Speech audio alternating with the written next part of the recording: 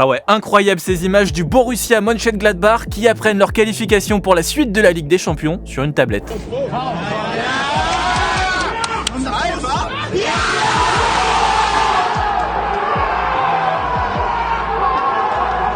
On dirait que les mecs ont validé un combiné avec une cote à 20.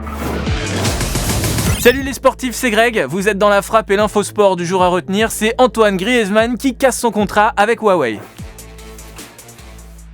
Selon les révélations du Washington Post, la marque de téléphonie Huawei contribuerait à la surveillance et à la répression de la communauté ouïghour en Chine. Ce qui a conduit Antoine Griezmann à casser son contrat, il l'a annoncé hier sur ses réseaux. Suite aux forts soupçons selon lesquels l'entreprise Huawei aurait contribué au développement d'une alerte ouïghour grâce à un logiciel de reconnaissance faciale, j'annonce que je mets un terme immédiat à mon partenariat me liant à cette société. Huawei aurait en fait participé au test d'un logiciel de reconnaissance faciale pour mieux détecter les Ouïghours et donc mieux les enfermer dans des camps comme c'est le cas là-bas en Chine. Antoine Griezmann va même plus loin en invitant Huawei à ne pas se contenter de nier ces accusations mais à engager au plus vite des actions concrètes pour condamner cette répression de masse et user de son influence pour contribuer au respect des droits de l'homme.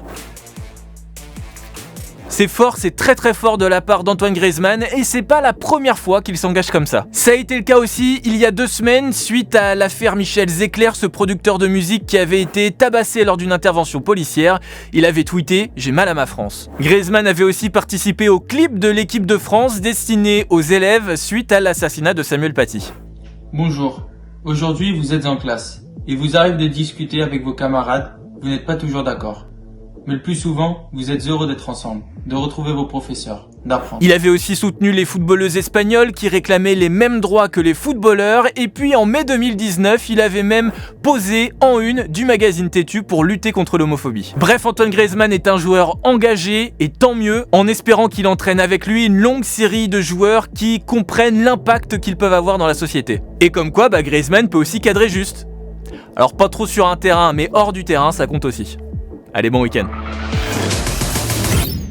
Move Radio, Hip Hop Nation.